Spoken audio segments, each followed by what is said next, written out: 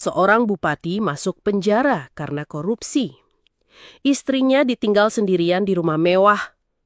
Tapi entah kenapa, istrinya justru ketahuan hamil. Pertanyaannya, kalau suaminya masih di balik jeruji, bayi itu anak siapa?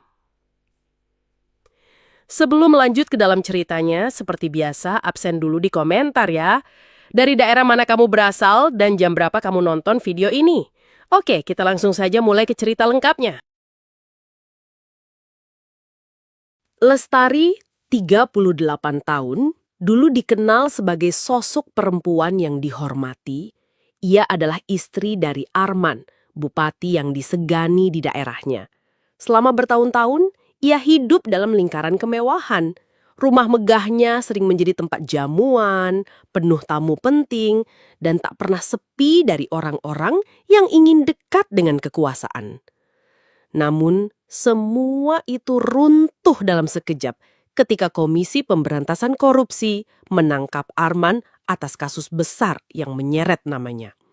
Hari itu menjadi titik balik dalam hidup Lestari. Dari istri pejabat terhormat, ia mendadak jadi bahan gunjingan. Setiap langkah keluar rumah seolah diikuti tatapan sinis. Tetangga yang dulu ramah, kini pura-pura tidak melihat. Telepon dari kerabat hanya berisi basa-basi, tanpa ada niat sungguh-sungguh untuk mendekat. Rumah megah yang dulu ramai, kini terasa kosong. Halaman yang dulu terurus, kini mulai ditumbuhi rumput liar. Pintu gerbang yang dulu ramai oleh mobil tamu, sekarang lebih sering tertutup. Lestari kerap duduk sendirian di ruang tamu, menatap sepi yang tak pernah ia bayangkan sebelumnya. Di tengah keterasingan itu, ada satu orang yang masih bertahan hadir dalam hidupnya.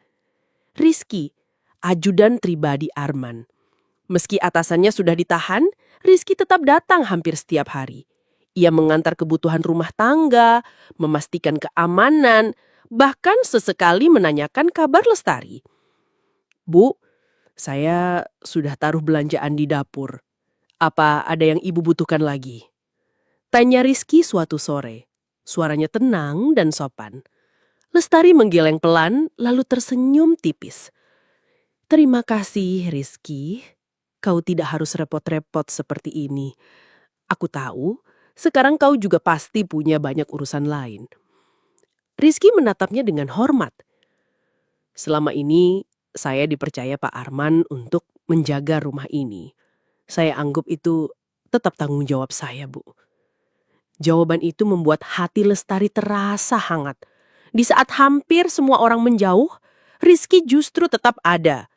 Ia tak banyak bicara, tapi kehadirannya membuat Lestari tidak sepenuhnya merasa sendirian.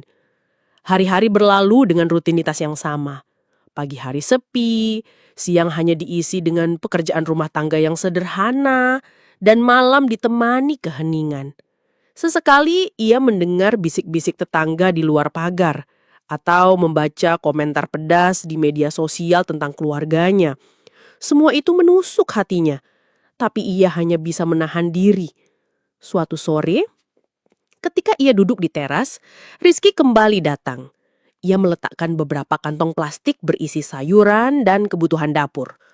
Melihat wajah Lestari yang tampak letih, ia memberanikan diri untuk membuka percakapan. Bu, ibu harus tetap jaga kesehatan. Jangan terlalu banyak pikiran. Saya tahu ini berat, tapi ibu tidak sendirian. Katanya dengan suara rendah. Lestari menunduk sejenak. Kata-kata itu sederhana, tapi justru membuat matanya panas. Orang-orang tidak lagi peduli, Rizky. Semua yang datang dulu hanya karena jabatan suamiku. Begitu dia jatuh, aku pun tak pernah dianggap ada. Rizky terdiam sejenak. Tidak semua orang begitu, Bu.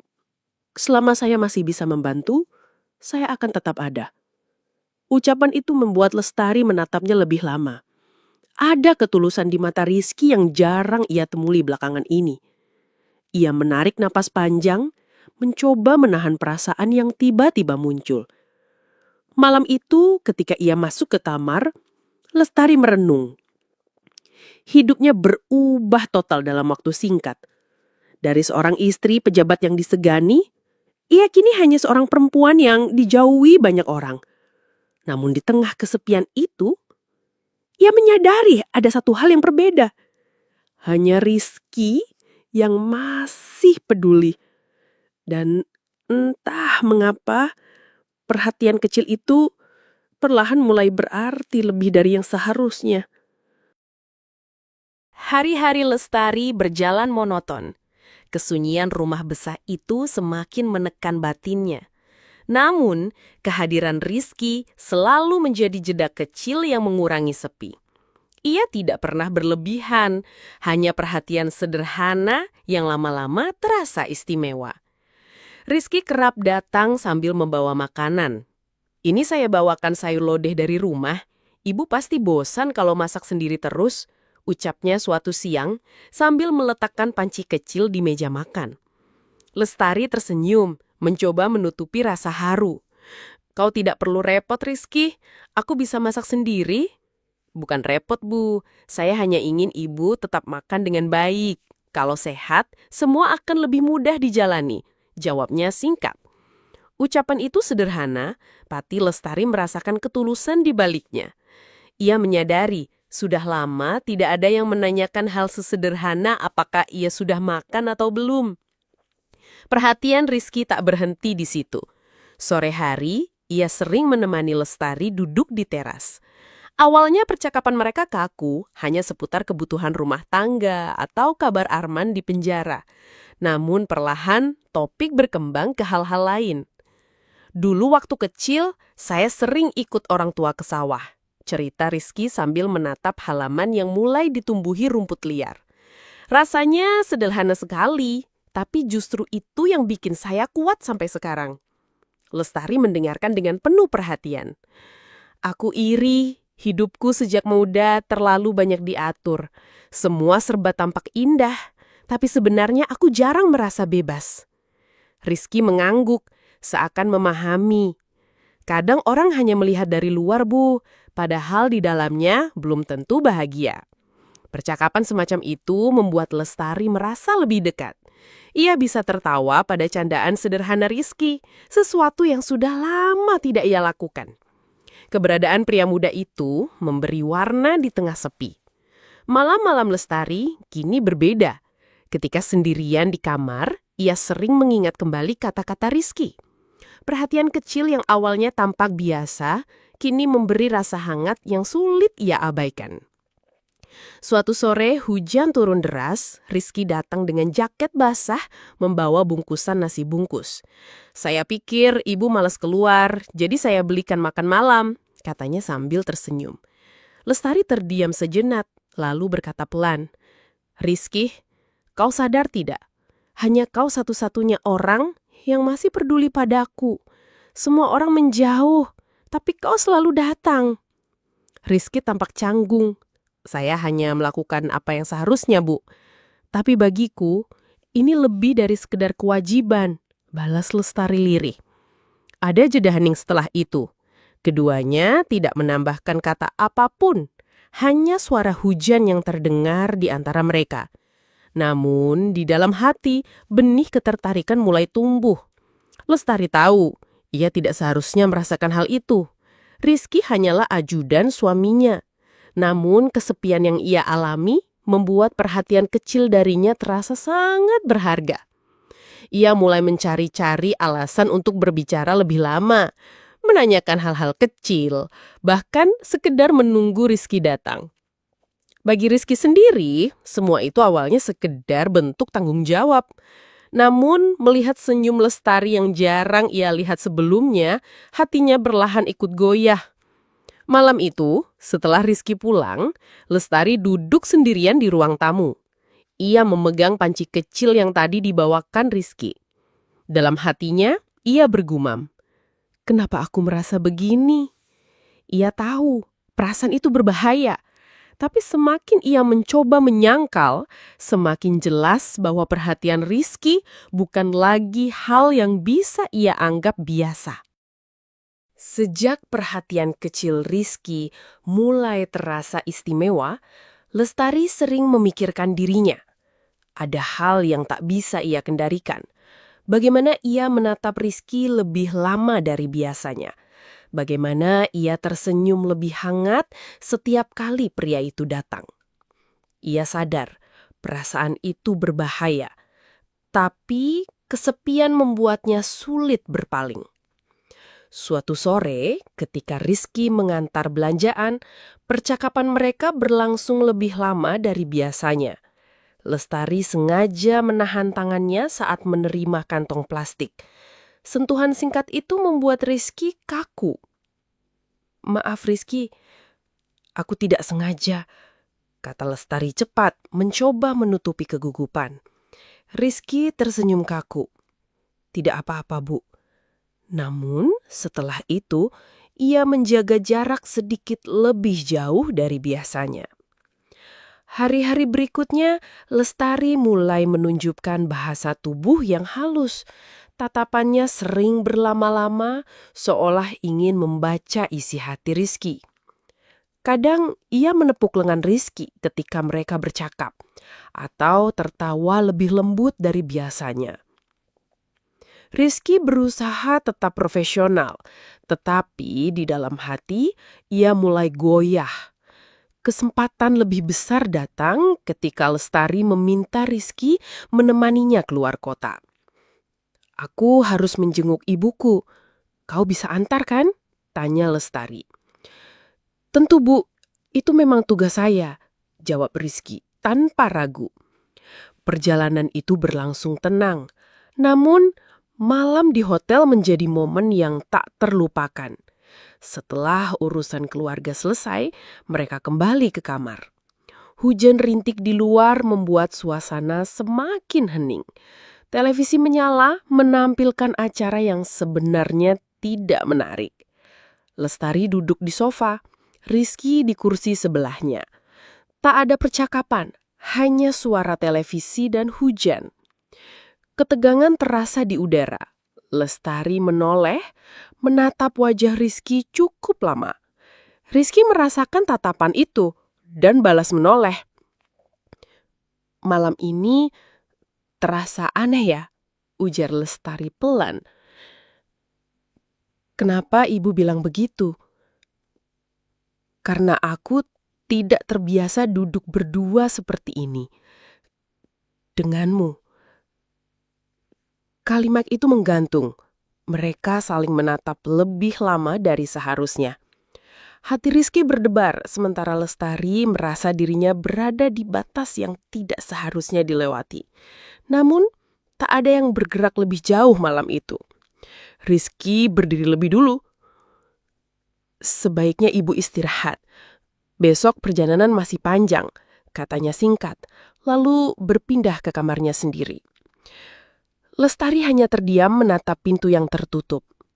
Ada perasaan kecewa sekaligus lega. Ia tahu yang hampir terjadi bisa menghancurkan semuanya. Namun, sejak malam itu, pikiran Rizky tidak tenang. Bayangan tatapan Lestari terus menghantui. Senyum hangatnya, suara lembutnya, bahkan sentuhan singkat di lengan terasa berulang di kepalanya. Ia sadar, ia sudah bukan lagi sekadar ajudan yang menjaga istri atasannya. Keesokan harinya, perjalanan pulang berlangsung hening. Lestari sesekali melirik Rizky, sementara Rizky memilih fokus menyetir. Namun, dalam diam, keduanya sama-sama tahu ada sesuatu yang berubah di antara mereka. Setibanya di rumah, Lestari menahan langkah Rizky sebelum ia pergi. "Rizky, kau tidak marah kan tentang semalam?" ucapnya pelan. Rizky menunduk, lalu menjawab hati-hati. "Tidak, Bu. Hanya saja saya tidak ingin ada yang salah." Lestari menghela panjang nafas. "Aku mengerti." Ia tersenyum tipis. Tapi di dalam hatinya ia tahu bahwa benih itu sudah tumbuh terlalu dalam untuk bisa dipadamkan begitu saja. Sejak saat itu, baik Lestari maupun Rizky tidak bisa lagi melihat hubungan mereka sama seperti sebelumnya. Batas yang dulu jelas perlahan menjadi kabur. Malam itu, hujan turun deras. Lestari memilih tinggal di villa keluarga Arman yang jarang ia kunjungi. Udara dingin menambah rasa sepi yang menghimpit. Villa yang dulu ramai oleh jamuan kini hanya menyisakan keheningan. Rizky datang membawa beberapa kantong belanjaan, memastikan semuanya aman. Ibu yakin mau menginap di sini. Tempat ini sepi sekali, ujar Rizky sambil menutup pintu. Lestari tersenyum tipis. Kadang aku butuh sepi, Rizky. Di rumah pun aku merasa asing. Di sini, setidaknya aku bisa bernafas lebih lega. Mereka duduk di ruang tamu dengan cangkir teh hangat. Suara hujan di atap membuat suasana semakin intim. Percakapan awalnya ringan, kabar kesehatan, kondisi rumah, dan gosip di luar sana. Namun perlahan, obrolan berubah lebih pribadi. Aku sering merasa, hidupku ini kosong, ucap Lestari menunduk. Sejak Arman ditangkap, semua orang menjauh. Bahkan keluargaku sendiri hanya datang sekadar formalitas. Kau tahu rasanya, duduk di rumah besar, tapi merasa tidak punya siapa-siapa. Rizky menatapnya dengan empati. Saya bisa bayangkan, Bu. Tapi Ibu tidak sendiri. Saya di sini bukan hanya karena tugas. Lestari menoleh menatap mata Rizky lekat-lekat. Itu sebabnya aku bertahan. Karena kau satu-satunya yang masih membuatku merasa berarti. Ucapan itu membuat Rizky terdiam. Hatinya bergejolak, tapi ia masih berusaha menahan diri. Jangan bicara begitu, Bu. Saya hanya... Rizky, potong Lestari pelan. Boleh aku jujur? Saat kau ada di sini, aku merasa hidupku kembali. Bukan sebagai istri bupati, bukan sebagai bahan gosip, tapi sebagai seorang perempuan. Keningan menggantung, hanya suara hujan yang terdengar. Rizky menunduk, jari-jarinya meremas gelas teh. Ia tahu ini saatnya ia harus menjauh. Tapi kata-kata Lestari menyentuh sisi rapuh dalam dirinya. Untuk memecah suasana, Lestari mengajak, "Mari, kita nonton film saja. Aku punya beberapa koleksi lama di sini." Mereka duduk berdampingan di ruang keluarga. Film Jepang lawas diputar, tapi perhatian keduanya tak benar-benar tertuju ke layar. Tawa kecil muncul ketika salah satu adegan konyol lewat, dan percakapan ringan kembali mengalir. "Lucu sekali ya, aku tidak ingat kapan terakhir kali tertawa begini," kata Lestari sambil menoleh. Tatapan mereka bertemu, kali ini lebih lama. "Terima kasih Rizky, kau sudah membuatku hidup kembali." Rizky terpaku. Ia tahu batas yang harus dijaga, tapi hatinya berkata lain. Malam itu sesuatu berubah. Bukan lagi sekadar rasa kasihan atau tanggung jawab, melainkan keterikatan yang dalam. Sejak momen itu, keduanya tak bisa kembali seperti semula. Meski tidak ada pengakuan langsung, mereka tahu ada garis yang sudah terlewati. Hubungan yang tadinya samar kini menjelma menjadi rahasia yang harus dijaga rapat-rapat. Hari-hari berikutnya, Lestari dan Rizky boleh mencari cara untuk bertemu tanpa menimbulkan kecurigaan. Waktu bersama mereka tak lagi sebatas urusan rumah tangga, melainkan kebutuhan batin. Bagi Lestari, Rizky adalah pelarian sekaligus sumber semangat baru. Ia merasa dirinya kembali dihargai sebagai seorang perempuan, bukan sekadar istri pejabat yang terjatuh. Bagi Rizky, Lestari bukan lagi sosok istri atasannya.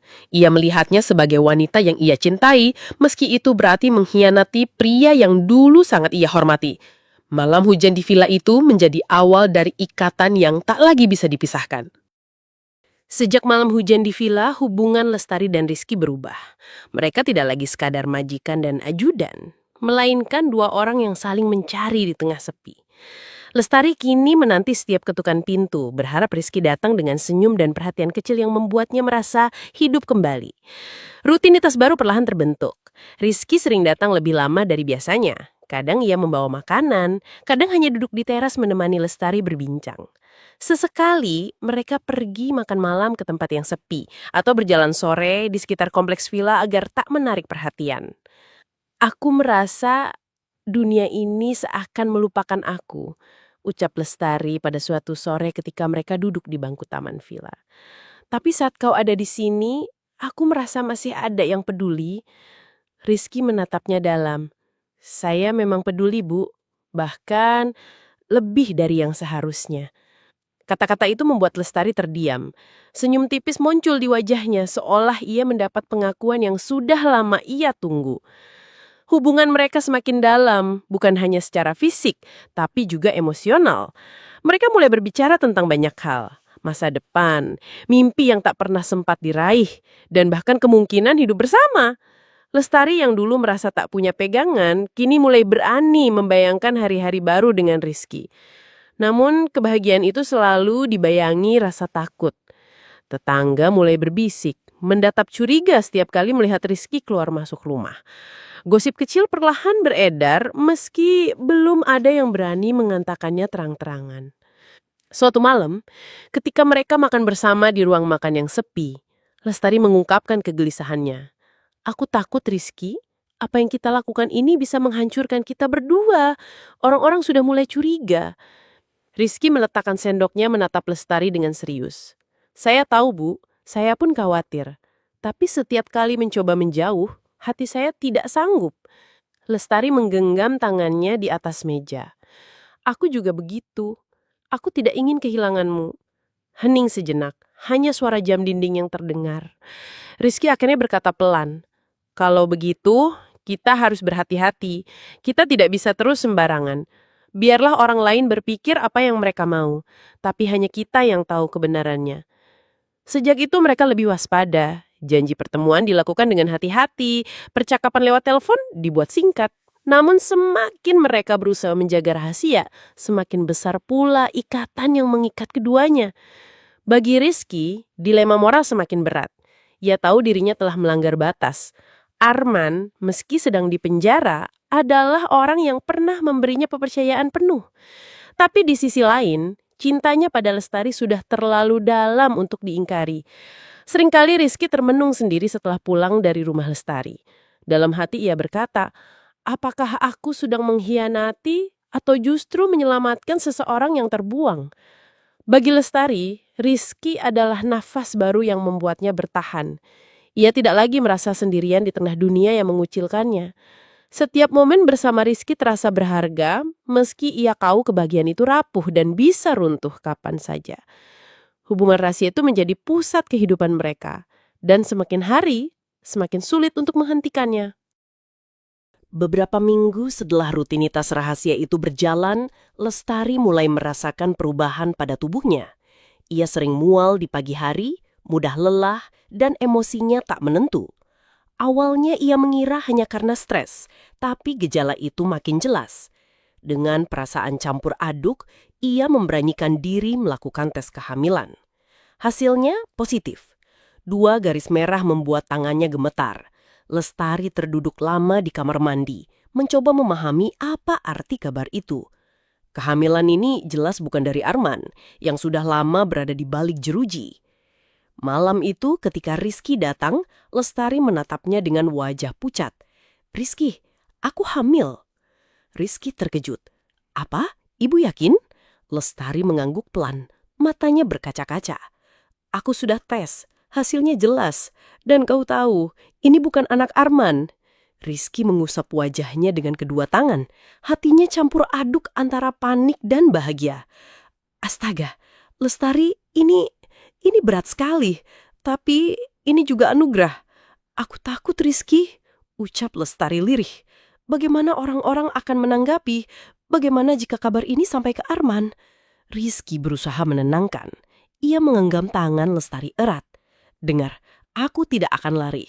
Aku yang bertanggung jawab. Kalau memang ini jalan kita, aku akan berdiri di sampingmu. Air mata Lestari jatuh. Ada rasa lega mendengar janji itu, meski bayangan risiko tetap menghantui.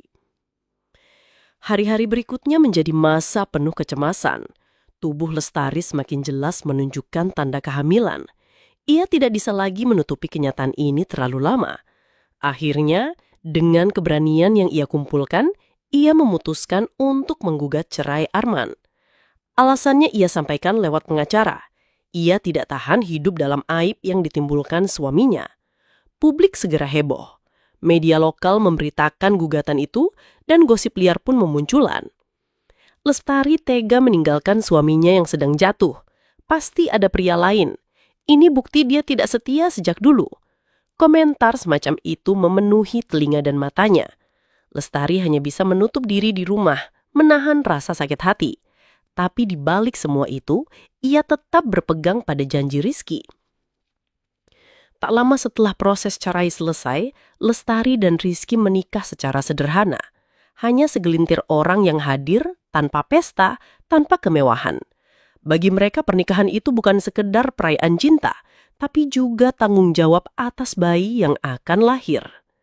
"Maafkan aku, Rizky," ucap Lestari di malam pernikahan mereka. "Aku tahu, ini bukan pernikahan yang kau impikan." Rizky menatapnya dengan sungguh-sungguh. "Tidak ada yang perlu kau sesali. Aku menikah denganmu karena aku ingin, bukan karena terpaksa." Kalimat itu membuat Lestari merasa lebih tenang.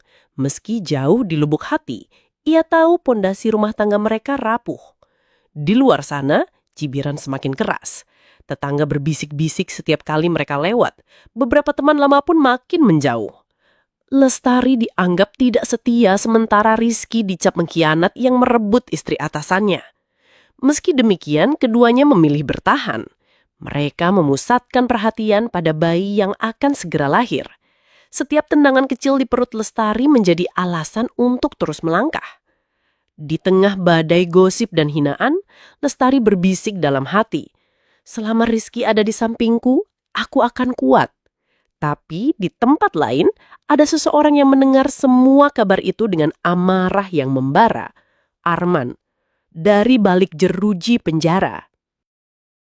Pernikahan sederhana itu tidak otomatis membawa ketenangan bagi Lestari dan Rizky.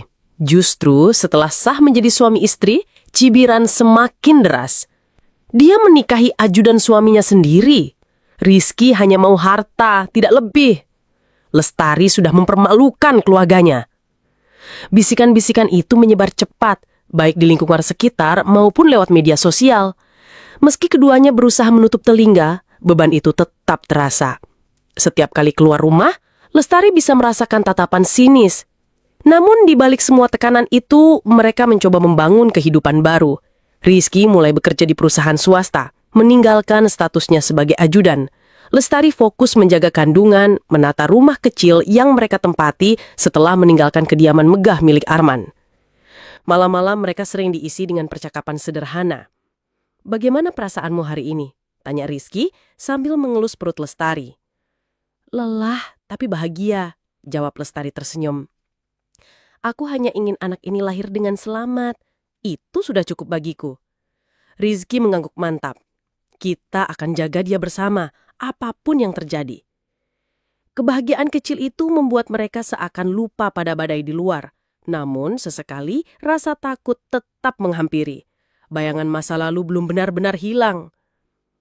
Di dalam penjara, Arman mendengar kabar tentang gugatan cerai, pernikahan, hingga kehamilan Lestari. Semua berita itu sampai kepadanya lewat surat kabar, bisikan sesama napi, bahkan kunjungan kerabat yang masih setia. Ia marah bukan main. "Istriku sendiri, dengan ajudanku," gumam Arman dengan wajah tegang. Ia merasa dikhianati oleh dua orang yang paling ia percaya, istrinya yang dulu ia banggakan dan Rizky yang dulu ia perlakukan seperti keluarga. Di balik jeruji, amarah Arman berubah menjadi tekad. Ia mulai menghubungi beberapa orang lama, kolega politik, sahabat bisnis, bahkan orang-orang yang pernah berutang budi padanya. Lewat jalur hukum maupun jalur belakang, ia berusaha mengumpulkan kekuatan. "Biarkan mereka merasa tenang sekarang," ujar Arman pelan kepada seorang rekan yang membesuk. "Tapi saat aku keluar nanti, semuanya akan kubalas. Tidak ada yang akan selamat." Sementara itu, Lestari dan Rizky tetap berusaha menjalani hari-hari mereka dengan sederhana. Mereka menanti kelahiran bayi dengan penuh harap, seolah itu satu-satunya cahaya dalam hidup. Suatu sore ketika keduanya duduk di teras rumah kecil mereka, Lestari berkata lirih, "Kadang aku masih takut, Rizky. Takut masa lalu akan menghantui kita." Rizky menatapnya serius. "Kita tidak bisa menghapus masa lalu, tapi kita bisa memilih bagaimana menghadapi masa depan. Selama aku di sampingmu, jangan takut." Kalimat itu membuat Lestari sedikit tenang. Ia tahu suaminya bukan pria sempurna, tapi ia percaya pada ketulusan Rizky. Namun bayangan Arman tetap ada. Di luar sepengetahuan mereka, setiap langkah, setiap gosip, bahkan setiap kelemahan mereka sedang dicatat dan dipelajari. Arman menunggu, menghitung hari sampai kebebasannya tiba. Cerita berakhir di titik rapuh itu. Lestari dan Rizky yang tampak bahagia dengan harapan baru. Sementara di balik jeruji, Arman menyimpan dendam yang suatu saat akan meledak. Kebahagiaan yang mereka genggam entah bisa bertahan atau hanya menjadi jeda singkat sebelum badai besar datang.